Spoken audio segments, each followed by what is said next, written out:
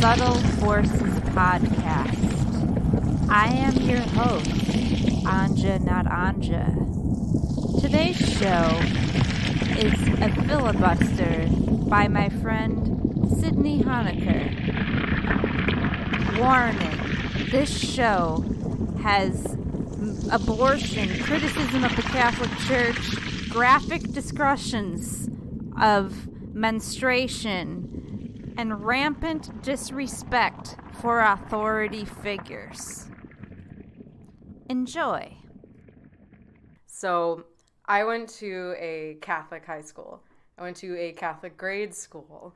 And I was there on scholarship, or whoever well-off, wealthy person in the community that knew my family's financial situation for some reason decided to pitch in and pay for my tuition that year. My sister went to the public high school, like, by choice. She did not want to do the Catholic high school again, but I managed to make, like, one really, really close friend, and I'm like, I'm not leaving Katie. Like, people, like, joked about us. They're like, those two are the lesbians. I'm like, whatever. We're fine with it, because we're, like, super best friends, and we finished each other's sentences and started, like, talking in the same way and everything, too. And so they're like, yeah, they're basically the same person. They're just here now. But, yeah, so I went to Catholic school. My family could not afford it. It was a private school. It was very small. There was maybe 30 kids in my class. And junior year, it was the year that everyone was feeling adventurous and explorative and had all these questions. And so they brought the new bishop in. And when I tell you, like, the hard-on the community had over this bishop was ridiculous. They kept talking, like, our superintendent of the school and the local parish priest kept saying, like, this is such a virile, handsome, exciting bishop. He's young and handsome and strong. And I'm like, what is wrong with you? Okay, it's a bishop, and he's virile and handsome and strong, and all the grandmothers in the community are going to church now, and I'm just like, is this the message you want to preach about God and get people to go to the Catholic Church? And I met him, I'm like, he looks like Mike Pence. Like, I'm not kidding. But, like, you know the guy that, like, he went viral during the elections, like, because that guy that was walking around Times Square, he looked exactly like Mike Pence, but he wore bike shorts with a suit and tie, and he was like, I'm Mike Hot Pence. This guy looked like Mike Hot Pence, but, like, still like Mike Pence, and I'm like, is he that attractive that he's gonna bring all the grandmas to church? But anyway, they brought him in to talk to us and answer our questions, and I was like, yeah. I had just come out of sophomore year of high school at this Catholic school. I had just been massively disillusioned by the Catholic Church and all of it, because I was brought to the Right to Life March in Washington, D.C., and it wasn't until, I mean, there was a lot that I saw there, but it wasn't until the bus ride home that they played us this documentary that was just, like, bananas insane. Like, talking about how Planned Parenthood was started by the Nazis to, like, breed white people. and that they, like, burned aborted fetuses for electricity. And I'm like, okay, all right, this is insane. And, like, our teacher, one of the priests, stood up and was like, this documentary, I know you saw a lot this weekend, but the documentary is going to change your life. It did change my life. I stopped believing in God. And for a minute, I think I still believe in something, but certainly not whatever the hell the Catholic Church is shitting out of their pants right now. So this is the following year that we had this meeting with this bishop, and, like, half my class that were, like, I had only that one super close friend. Then I had my lunch table. That was, like, we're like-minded. We're, like, the, like, socialist outliers in this Catholic high school. We had just learned what a socialist was. We were super into it. We're like, we're this little club. When they found out and they saw the look on my face, they're like, Sid, like, just keep it chill. And we'll just get through this afternoon. Because this was supposed to be, like, an hour meeting. Like, where we all missed one class for this meeting with the bishop to ask him questions, and it lasted the rest of the afternoon, and it was entirely my fault because he, like, everyone was asking him questions, and, like, some of them were rebellious, or if somebody asked him a question that was not easy to answer, or that, like, they wanted his personal answer, he would always say, well, the Bible teaches, or, well, the Pope teaches. And I was like, oh, I'm gonna nail this guy. I'm gonna ruin his day. And so, like, I stood up and I was like, I have a couple questions.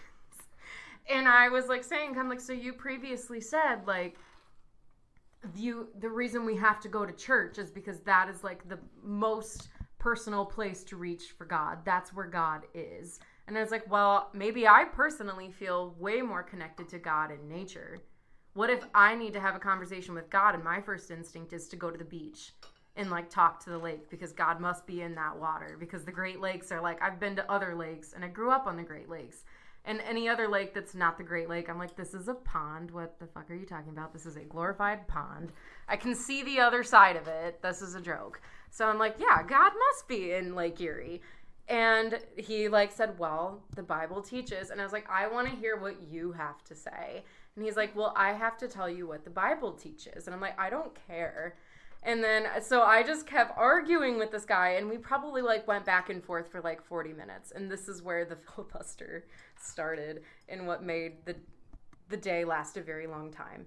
Because I launched into the story about how I was a super depressed kid, like, throughout the 8th grade. Like, my grade school closed down. It was, like, the other Catholic grade school in town where all the still well off, but, like, below the median income kids went. Like, my parents could afford that school. No one had to help me go there. They closed it down because they said it wasn't, like, serving the community or whatever. And so we all got, and it was a brand new state-of-the-art building, great shape, actual heating. And then we were all ushered over to St. Joe's grade school, which was, like, right next to the high school. And I'm like, this very quickly clocked, all the kids in my class clocked that this was a marketing ploy to get us to go to the high school because it was right next door. But this building was falling apart. Like, I got hit in the face with a piece of the ceiling from the bathroom that fell, like, my first day there. And because it just, like, scrapped off, and there was, like, it was weird. It was in the basement. There was a couch. I don't know what was going on there. And so I'd been, like, a depressed kid, and I, like, launched into that story to the bishop. And I was like, I did not find any solace at all. And I'm like, I pointed out the window to St. Joseph Church that was across the street. I'm like, I found nothing but, like, sadness and oppression in that building.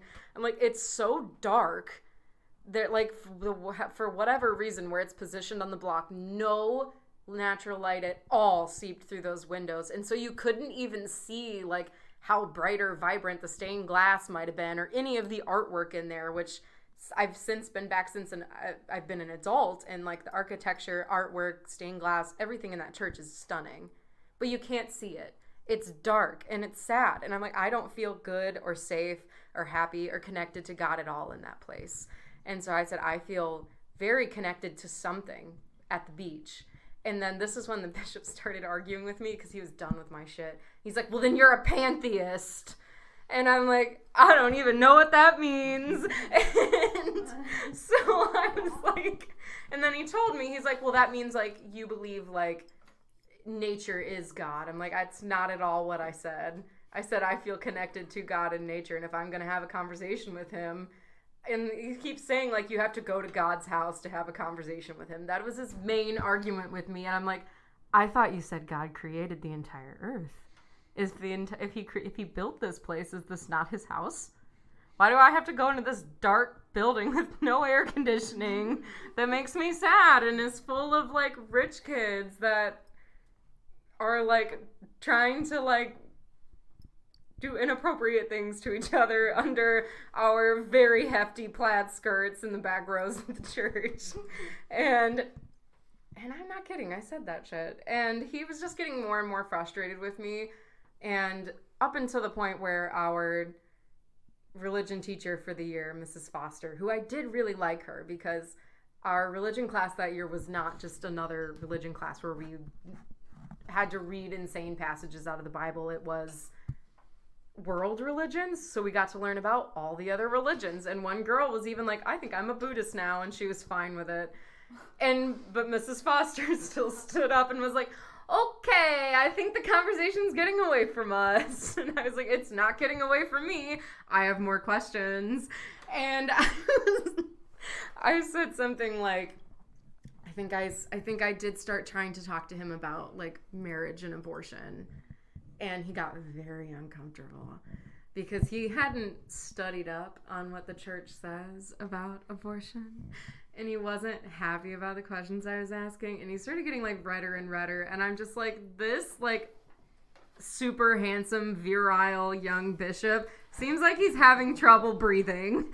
So I was like fresh off of like a transformation. I'm like, I am no longer a Catholic at this point. Like, I'm still being woken up on Sunday to go to church with my mom and my grandma, but I'm no longer Catholic. Like, it's not possible. And so, yeah, I'm like, okay, so what is your opinion on abortion? And he's like, the church teaches. I said, what is your opinion on abortion? And he's like, my opinion is the church's opinion. And I said, that's not real. And then Mrs. Foster stood up with a big clap of her hands and was like, okay, thank you so much for coming, Bishop Daniel Thomas. That concludes our question and answer portion of the afternoon. Everyone go back to class. No one stopped me. No one pulled me over and said, why the fuck did you do that? Because they were super used to me at that point. They were super used to the things that I would say and do at that point. So I kind of had a weird free reign to do it. I was also a kid that lived in a lower income area of town, which at that time and now the school system, like the Diocese of Toledo or whatever, was being pressured from the state to accept kids who couldn't afford the tuition from those lower income areas. And they're like, well, this one's white, so let's... There was maybe 2 other kids in my vicinity that I knew in that school at the time that were people of color. And because like our district of where I lived was incredibly redlined, like very redlined, like insanely, like obvious. Like you walk through town, you're like, oh, like even conservatives can't deny it. And so, yeah, it was very much like that. And I was their boon on that. They're like, well, see, here's this low income kid and she's here. We let her in. But like, even then still, like it was half scholarships and people actually paying me. So they still got paying for me. So they still got all their money. So yeah, I kind of had a weird reign to say and do what I wanted. And just before that day, I think they were prepared for it. Because we had this guy and a girl come in and talk to my junior class. And they separated us. The guy talked to this guy and we talked to this girl. And both of them were probably like in their mid-20s. And I remember this girl, like, she was cute. She was young, like very relatable. We're like, yeah, we can see ourselves being her in a few years. And she like, I don't remember a ton about how she got into this discussion. But she was definitely there to talk to us about like sex and birth control and from a religious standpoint. Mm-hmm. And she told us this story to make her feel very relatable to us about how she had been dating this guy and she thought she was in love with him and she thought she would probably lose her virginity to him. And she's like, but then he turned over and he looked at me one day and he said, gosh, you'd be so beautiful once your acne clears up. And she told us this story and she was like, and it just hit me. I realized I was going to give this man my precious gift. And I threw up in my mouth. I threw up in my mouth and I watched 4 other girls throw up in their mouths, particularly like, because there's 30 kids in our class. If somebody had sex, we all heard about it. So like, that's safe to say out of 30 kids, like 30% of them were not virgins by the Catholic Church's standards. And I was, but I still threw up in my mouth. Precious gift. And she she kept continuing with that story. And she's like, I almost gave this man my precious gift. And it made me rethink everything. And I turned back to like my Catholic roots. I turned back to God, and I realized if a man was really cherished me, he would wait for me. And I was like, that's not even where the story began.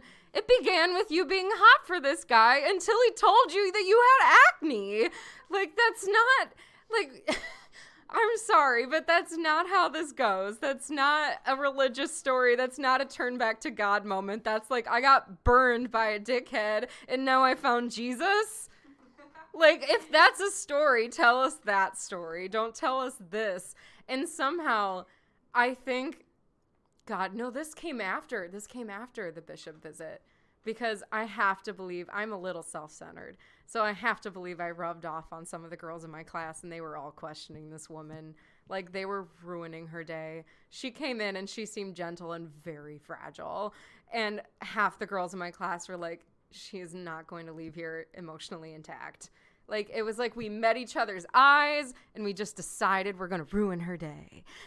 And so everyone started asking her questions that she was not prepared to answer, because she started talking about, like, birth control and birth control pills, and about how birth control pills, basically, like, if you take them and you have sex, like, that's killing the baby. And I stood up, and I was like, I'm on birth control pills. And I was 16, 17 years old. And she's just like, well, can I ask you why? Is it for, prevention?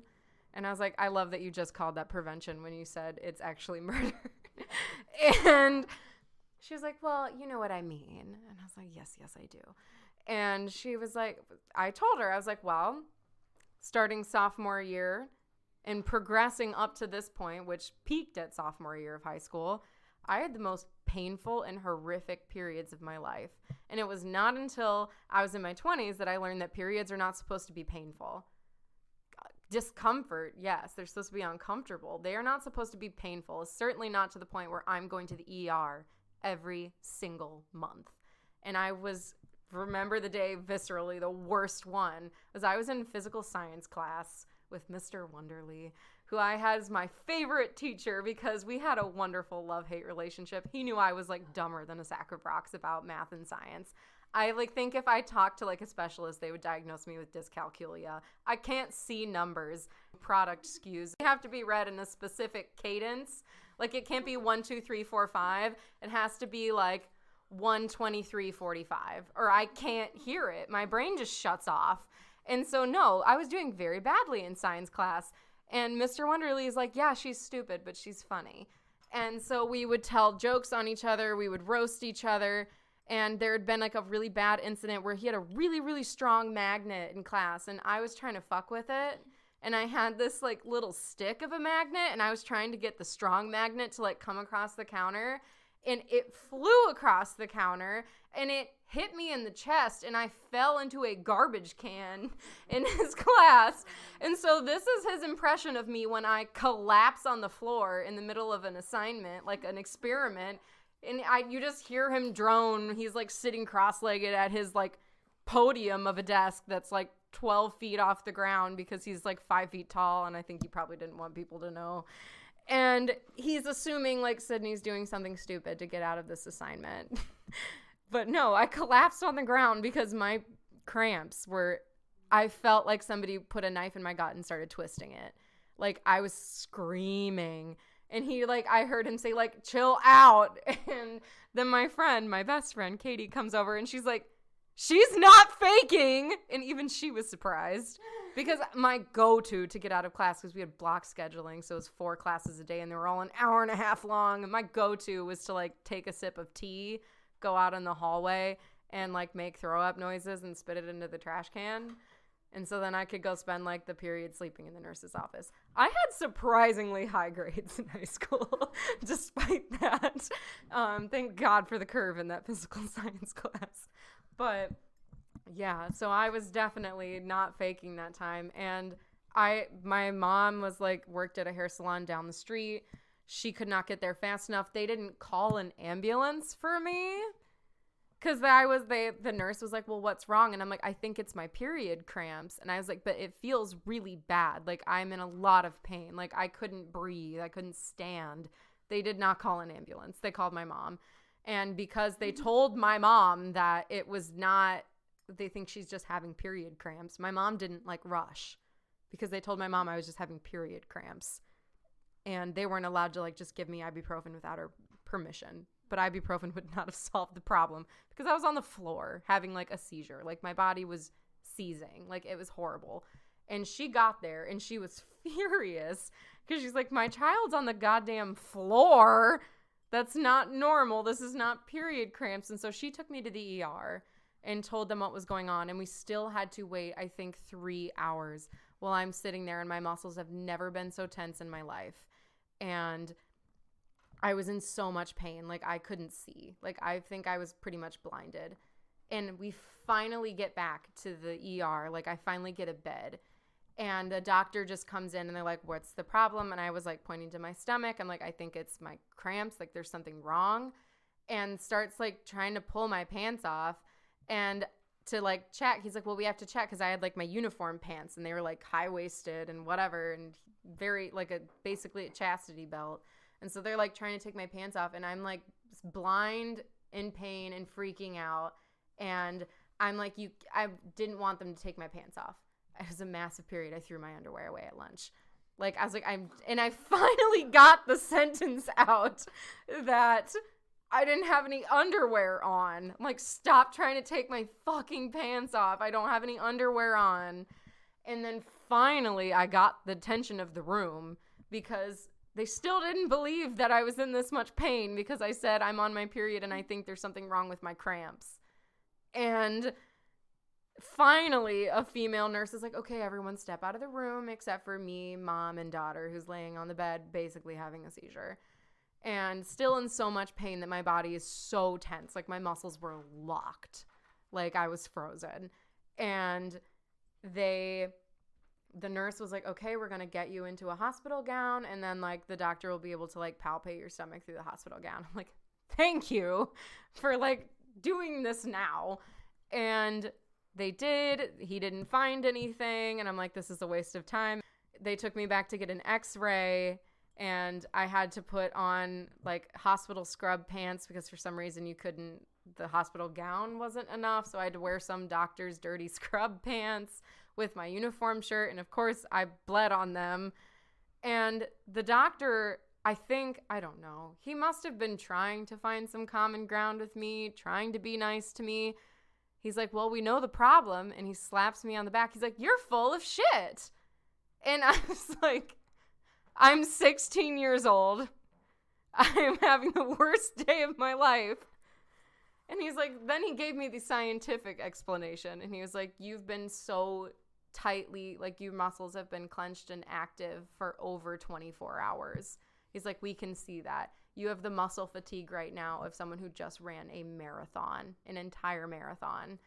He's like, you need to relax. And he's like, but you couldn't. And so this is basically your organs are being compacted and squished because you can't go to the bathroom because you're in that much pain that you've been like seized up for over 24 hours. And I was like, I hate your phrasing, but thank you for the laxatives. And they sent me home. Well, they were going to send me home just like that. And I was like, but this pain is still too much. And they told me like, this is going to take a couple hours to kick in. And I'm like, that's not possible. And finally, they're like, we have a non-opioid pain medication that we can give you. And so I got a shot in the butt that hurt super bad. And the pain went away. And then I spent the entire night in the bathroom. But I felt better the next day and was diagnosed with PMDD, premenstrual dysphoric disorder, which is PMS on crack, basically. And yeah, super painful periods. And so I told that whole story to that woman that came in and talked to my religion class because she told me that because I'm on birth control pills for period pain, I could substitute those out by rubbing lavender on my crotch. And And I was like, let me tell you why I can't. And so I told her that whole story, and she was mortified. Like, no one had ever said something to her like that before. And you can see it in her face. I'm like, I just gave her life's worst trauma. And after that, the other girls in my class just stood up and started telling their stories about contradictory to the bullshit this lady was telling us, like about like being gay. And another girl in my class stood up and was like, well, my sister's gay, married to a woman, and I fucking love her. And someone else in my class stood up and was like, I've already had sex and I love it. And like everyone was just fucking with her, and it was beautiful. Here was these 30, the whole class was 30, 10, 11, 12 girls in this class just deciding to fucking wreck this pious woman's day, possibly her whole life. Like, she'll never get over it. And it was beautiful. We all hated each other. None of us were friends. Everybody had like one friend, and we all like, we were like in teams, and we all like, you find your teammate and then you hate everyone else. And then like as a team, you hate each other. It was great. But that day, I don't know what happened. Something clicked in that class, and we're like, we're a whole team now. And so, yeah, we were going at it. We were inappropriate. We were horrible. We wrecked her day. She left early. And we knew she left early because the guy was still across the hall talking to the guys in our class for another 30, 40 minutes. And we came out, and they apparently had done the same thing to this man. Like, we were all talking about what just happened, and the guys had, like, fucked with this guy, like, royally, talking about, like, how relationships need to be male-led, and, like, women will look to men for that. And then there was this one guy who was dating this other girl in my class, and he was, like, a year older because the seniors were in on this, too. He is like, my relationship is very much controlled by my girlfriend. Who else would like be able to pop my back pimples in the middle of geometry class? And they did. We all hated them, but that was a perfect antidote to scream at this man. He's like, no, my girlfriend's in charge and I love it. Like, there was just like, we had just woken up by that point. Like, Instagram had just become a thing. We were all Snapchatting each other. Everybody was getting nudes. We just were reading about socialism. It was chaos, and it was beautiful. And yeah, gosh, that was Catholic school. It was that was Catholic school.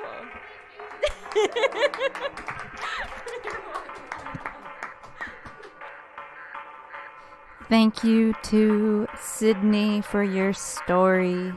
Thank you to Sydney's friends for coming over and supporting her as she filibustered. And remember, when encountering any subtle force, you have both your logic and your feelers with which to interpret it.